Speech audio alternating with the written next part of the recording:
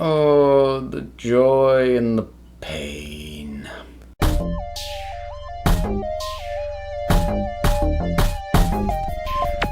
So, continuing on with Overdue Doctor Who reviews. Yeah, I didn't bust out all the stuff today. It's hot at the time that I'm recording this one, so forgive me for not busting out the leather.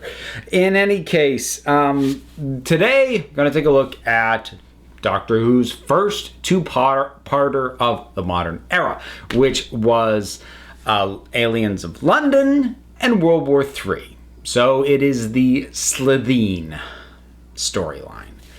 And this story is such a pain for me to watch because it has, unabashedly, some of my favorite Eccleston moments and scenes.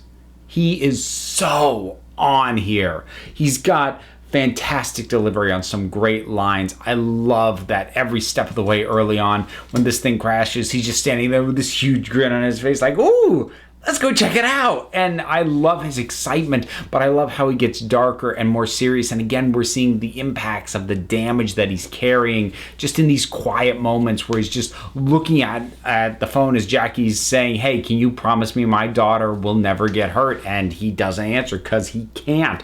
There's no answer he can give to that. He plays this so wonderfully. Like, I knew Eccleston was good. I always knew Eccleston was good. I think it's been too long since I've revisited the series. I forget how good he was. He's awesome. He's so awesome. And like I said, some of my favorite moments, I love the narrows it down thing. I love that whole sequence. I love that when the little pig alien runs down a hall screaming and is shot by a soldier, he chastises the soldier. What did you do that for? It was scared. I love how genuinely upset he is. It's moments like that Eccleston has that I think, I don't mean to bang on this ahead of schedule, but when I say Tennant feels too human for my liking, it's a lack of moments like these that makes Tennant feel more human than I like the Doctor. It's those moments that immediately remind us that he is not one of us, and it's played really, really well. And plus we get the introduction of Harriet Jones, who is a character I love, and she's great here right off the bat. Just all the more reason for me to feel like she got done wrong by the Doctor and possibly by the show later on, but again, getting ahead of myself. And Rose is fine. Mickey does decently. I did forget how much of a jerk the Doctor was to Mickey, though. And I would say unjustifiably. Like, the degree to which he hammers at Mickey is in excess, I would say. It's nice that he kind of gets over that by the end. But it's a little much. And before I get to my complaints about them, the Slitheen, when portrayed by the human actors, are actually quite well performed. They have a sense of menace and threat to them. So all those actors, the standing prime minister, Blonde Felfosh Slitheen, the one who we'll see again later on, the general, they all do actually pretty dang good work. And the Slitheen costumes are actually fairly impressive, all things considered. The practical costumes are. But yeah, so let's deal with the elephant in the room. First, the farting. It is so unnecessary. And yes, I get that it is slightly deeper than, oh, hey, they farted. Because, politicians are gas bags. Get it? Yeah, I get it. It's still not funny. And it just keeps doing it over and over and over. Especially, that first scene before we see them unzip the head for the first time. It just drags and there's so much farting. Ugh. God, so that stuff's really painful. While I think the execution of the look of the Slitheen, or the execution of the full costumes is pretty impressive, the design, not so much. The baby face thing is weird and off-putting in a way that doesn't work in this case. I think having an off-putting alien can work wonders when your story benefits from that. This is a case where it's off-putting in a way that doesn't work because these villains are being played for comedy about half the time we see them. So going for that kind of off-putting doesn't quite play. At least I don't think it does. And then we've got... oh, Jackie. The Doctor doesn't like Jackie either, but at least unlike Mickey, I get why he doesn't like her right off the bat. And the whole thing with the Doctor says he got her back in 12 hours, and instead it's been 12 months. Ultimately, I don't really understand what purpose that served. It serves a very convoluted narrative purpose because it means that eventually Jackie will follow them and realize that something's up with the Doctor and call it in, and the Doctor gets brought in because Jackie called it in. But first of all, there had to be a way less convoluted way to get the Doctor to 10 Downing Street because he was spotted. You just could have had somebody spot the TARDIS, for crying out loud. You could have done that. Or, you can have Jackie find out, or suspect that the Doctor's an alien without having to do this whole Rose has been gone for a year thing. Because ultimately that has no consequences and no impact whatsoever.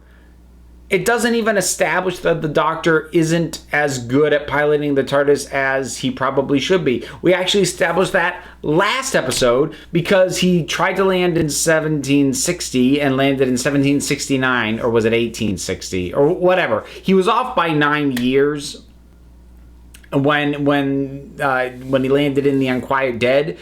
And he didn't land in the city he thought he landed in. So we already know he can be off in that. So that's not new information. And then putting these characters through an emotional ringer for what? Why? What is the point of that besides drama?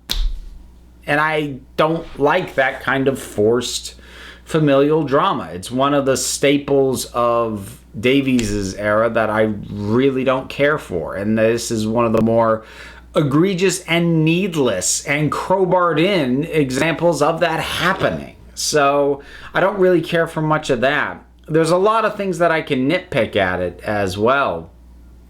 Like I know this one might be weird, but I feel like I've never seen anybody bring this up before. So Mickey is hacking into, this big important UN website under the guidance of the Doctor. So I'm not questioning Mickey being able to get in when the Doctor's guiding him in. But the password to get in is Buffalo. Misspelled. That's the password for everything. Why?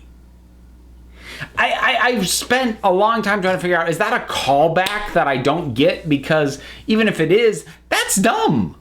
The idea that there is a password that bypasses everything on what it should theoretically be one of the most secure websites in the world, and that it's a password that friggin' stupid.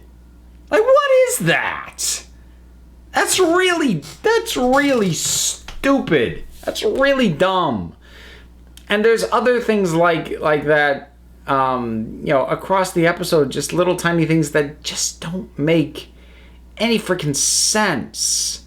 So another thing, and the next thing I'm about to complain about, this is by no means unique to Doctor Who, or probably even this episode. This happens in horror and sci-fi and all the time. But when human beings start unzipping their heads, nobody runs. Nobody does anything except just stand there and stare. And yes, I could buy the argument, well, they're in shock for a certain number of people. But they do this, and it takes a solid minute in front of the Doctor, in front of Jackie, in front of this entire room of unit and alien people who just sit there and stare. You're telling me there's not one person in that room for as long as it takes them to do that. The instant he starts unzipping his head and blue light comes out, there's nobody who goes, nope, and just bolts? Because that's what I would do. Like, I understand this is like weird and bizarre. Like, I kind of wonder what's going on, but like, nope. So that's how long and drawn out that is dumb and annoying. So, like I said, it is such a push and pull because the stuff that's good in here is great.